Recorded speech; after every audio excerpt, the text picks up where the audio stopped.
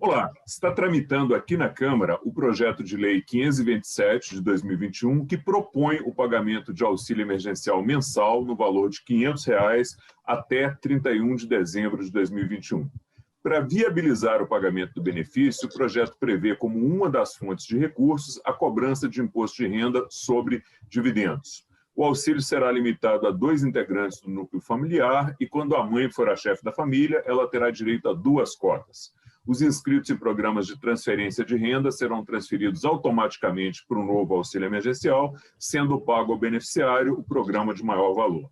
E para falar sobre esse assunto, o nosso convidado dessa edição é o deputado André Janones, do Avante de Minas Gerais, que é o autor do projeto. Eu sou Fernando Gomes e este é o Palavra Aberta. Deputado, seja muito bem-vindo, muito obrigado por ter aceitado o nosso convite para conversar sobre esse assunto.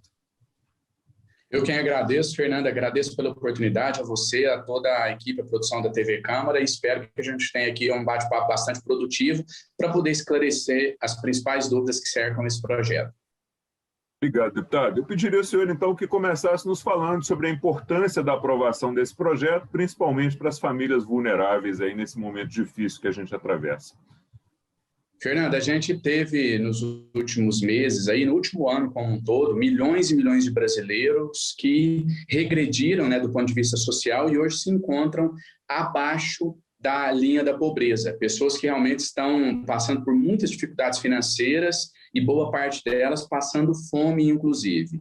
Eu sou muito ativo nas redes sociais, a gente trabalha presencialmente também, mas através das redes sociais você consegue ter um contato com um número maior de pessoas, eu diria com milhões de brasileiros, e a gente consegue presenciar que a fome, ela, como a gente previa no início da pandemia, ela volta, ela nunca deixou de ser um problema no nosso país, mas ela volta a ser protagonista dos problemas sociais no nosso país. Então, a gente precisa urgentemente dar uma resposta a essas pessoas, conferindo o mínimo, o mínimo que é o direito de se alimentar, de viver com dignidade, e o auxílio emergencial, ele colaborou como nenhum outro programa na história do nosso país para diminuir a desigualdade social. Então, acho que se é que dá para falar de algum lado positivo da pandemia, porque é difícil você falar em lado positivo com quase 500 mil de mortes, mas se tem algo que veio para melhorar a situação dos brasileiros, foi a conscientização das autoridades, dos políticos, da própria população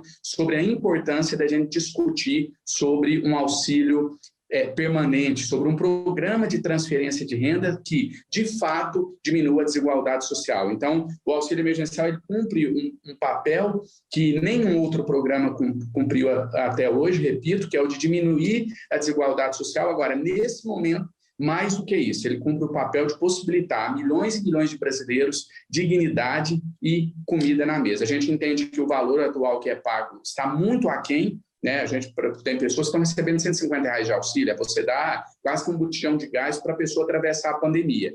Então, a gente chegou até esse valor de R$500, um valor enxuto, pé no chão, que possibilita aí as pessoas atravessarem com, repito, o mínimo de dignidade nesse momento. Deputado, e o auxílio ele tem um benefício muito bom para a economia, que é essa injeção de recursos que acaba revertendo até em impostos para o próprio governo, Então, ele ajuda as famílias e tem uma dinamização da economia. O senhor tem ideia aí de quantas famílias podem ser beneficiadas aí no seu projeto e quanto é que seria preciso de recursos, de dinheiro para viabilizar esses R$500 até o final do ano? Olha, primeiro que, só fazer uma colocação rápida aqui sobre a sua observação que você fez no início. Quando a gente fala em auxílio, você sempre pensa, num primeiro momento, naquelas famílias que são beneficiadas. A gente esquece da noção de economia. A gente esquece que quando você injeta dinheiro nessas pessoas, porque quem é que gasta o que chega às suas mãos? São as famílias mais carentes, porque elas precisam de gastar para sobreviver. Então, quando você coloca dinheiro na mão dessas pessoas, a roda da economia começa a girar. Você lembrou muito bem, o governo bate recordes de arrecadação de tributos, porque todos os produtos que você adquire têm os tributos ali embutidos, e a gente não pode esquecer também do empresariado, que começa a vender mais, dos produtores, enfim, a roda da economia começa a girar. Então, a gente precisa ter esse olhar diferenciado para compreender que não são somente essas famílias que são beneficiadas, mas a população como um todo. Sobre a quantidade de famílias beneficiadas, a gente estima, né, e aí a gente precisa, caso essa matéria chegue em plenário, muito provavelmente haverá uma série de negociações para que a gente possa chegar a um acordo, então isso pode ser modificado, ou para mais, ou para menos, mas vamos falar sobre a nossa perspectiva. A nossa perspectiva aí é de em torno de 40 milhões de brasileiros beneficiados com o pagamento dessa nova rodada aí do auxílio, que a gente espera seja aí desse valor mínimo de R$ 500. Sobre o montante também fica difícil de definir, Fernando, porque a gente não sabe quantos meses, né, a gente vai estipular de pagamento do auxílio. Eu, particularmente, defendo o seguinte: quando a gente criou o auxílio há um ano atrás, através da lei que foi aprovada por unanimidade por nós deputados, a gente colocou que o auxílio, a justificativa para o pagamento dele era a pandemia, a proibição das pessoas trabalharem, etc. Então, para mim é muito claro que o auxílio deve permanecer enquanto durar a pandemia. Acabou a pandemia, cessa-se o pagamento do auxílio. Deputado, o senhor propôs já no projeto as fontes de recursos aí que podiam custear esse investimento aí desses R$ 500 aí, né? Tributação de lucros e dividendos, metade dos lucros do Banco Central, arrecadação com PIS e COFINS sobre itens de luxo, 10% de renúncias fiscais. Quer dizer, são temas sensíveis aí. Aí eu pergunto, o senhor já conversou com a base do governo, com o Ministério da Economia, para ver se há uma aceitabilidade boa dessa sua proposta?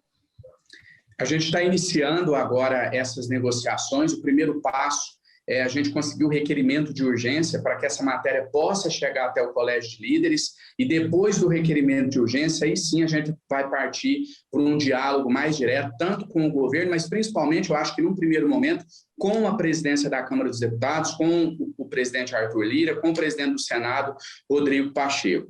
Então, a gente está iniciando agora esse processo de articulação. Eu quero aproveitar aqui a audiência da TV Câmara para convocar as pessoas que estão nos assistindo para lutar conosco. Todas as conquistas que a gente teve até aqui no plenário da Câmara dos Deputados veio através da mobilização.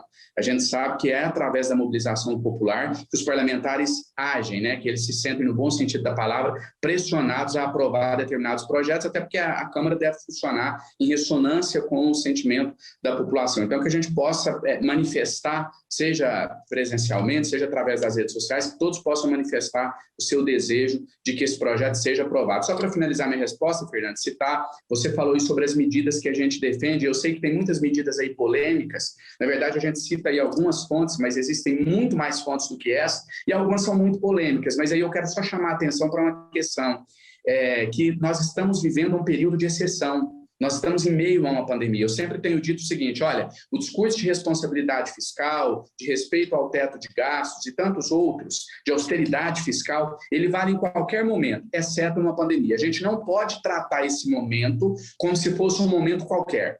Algumas semanas atrás, nós aprovamos no plenário da Câmara o PL 827, também de minha autoria, que proíbe os despejos durante a pandemia, e teve muito colega usando a tribuna para falar: olha, mas isso é um absurdo, isso fere a segurança jurídica, etc. Como se a gente estivesse falando de um projeto que fosse valer durante todo o período. Então, só chamar a atenção para isso, que a gente está em um momento de exceção, e muitas medidas que talvez sejam aprovadas agora para valer durante a pandemia, fora da pandemia talvez não se justifique mais. Mas vamos nos ater ao problema momentâneo, que é o da pandemia.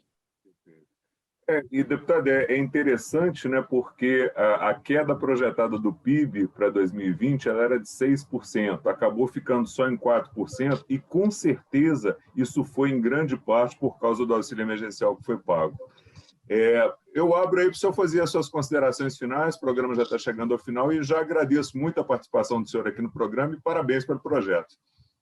Fernando, eu que a gente agradeço. Só complementar, o PIB teve uma queda aquém do esperado, né, ainda bem, e também a arrecadação dos estados bateu recorde também, né? Então, isso mostra que a gente também do governo federal, também, o que a gente precisa é mudar esse olhar, talvez ter um pouco mais de sensibilidade para compreender que a roda da economia é assim: estando bom para alguns, está bom para todos. E é assim que a gente vai diminuir as desigualdades sociais, levando dignidade a quem realmente necessita. No mais, meu muito obrigado a você, a toda a equipe, produção da TV Câmara. Foi um prazer imenso participar.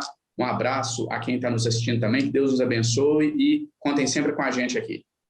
Deputado, muito obrigado. Eu conversei com o deputado André Janones, do Avante de Minas Gerais, sobre o projeto de lei 527 de 2021, que propõe o pagamento do auxílio emergencial mensal até o final do ano, no valor de R$ 500. Ele é o autor do projeto. A você que nos acompanha, um forte abraço, obrigado pela audiência e muita saúde.